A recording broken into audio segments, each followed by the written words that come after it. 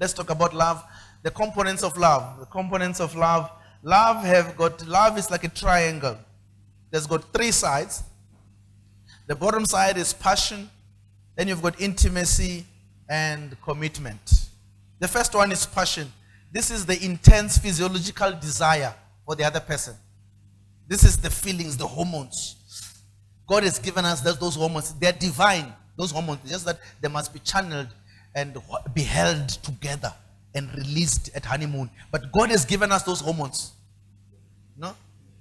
And since God gave us the hormones, He can hold them and bind them. And on honeymoon, set them free. Wild. So God has given us these hormones, and it's a desire for the other person, something from within.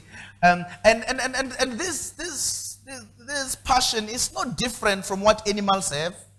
The same thing that a cow has when it sees a bull has when it sees a cow during the mating season. It's the same hormonal drive.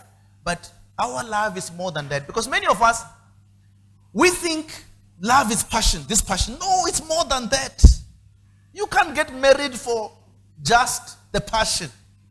You know, if you ask those who are married, they will tell you that people don't live 24/7 in the bedroom.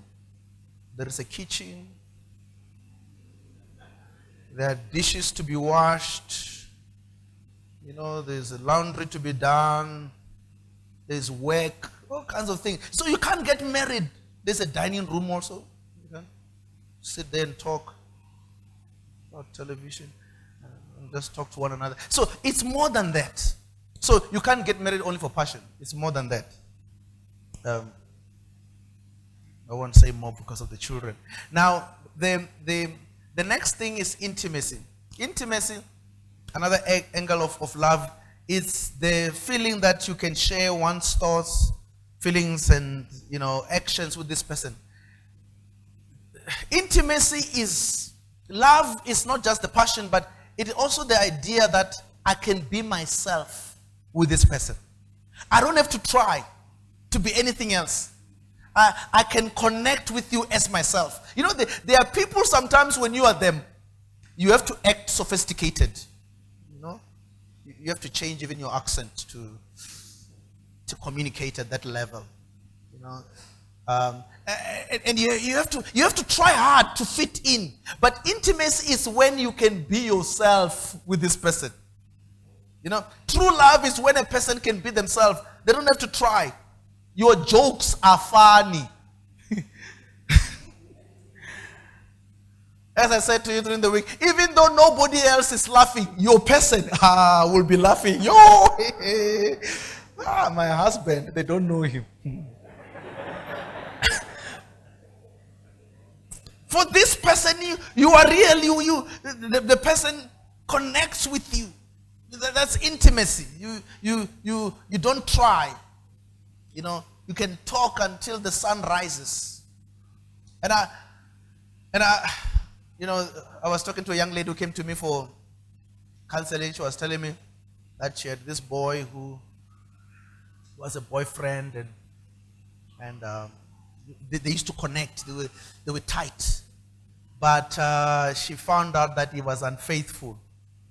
He was unfaithful. Now, let me just pause and divert just a little bit and say, anyone who is unfaithful will get caught.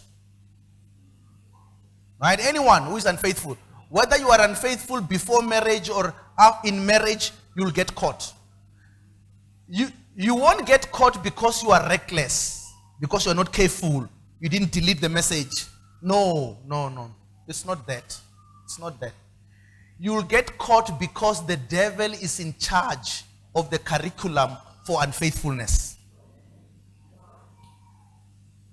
Because you see, the devil, after he makes you to succeed to get into unfaithfulness, after he gets you in, his next agenda is to expose you.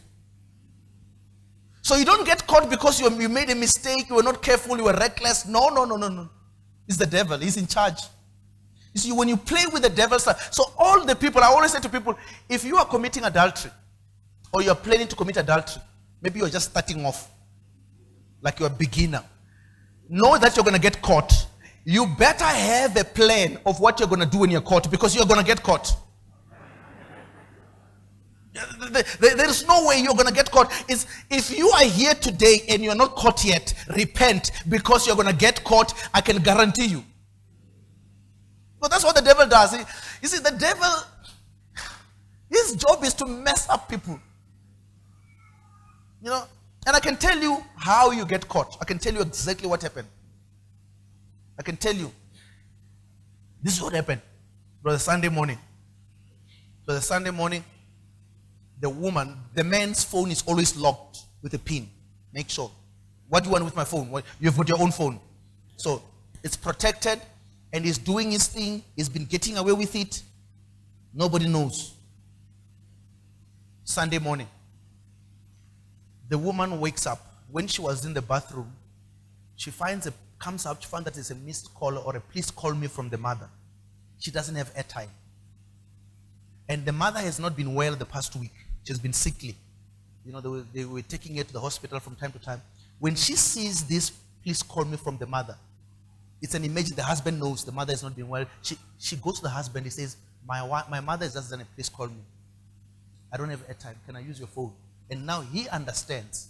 So he removes the pin. As he removes the pin, the devil tells the other girlfriend, it is time. It is time. Right now, you girlfriend, send the message now.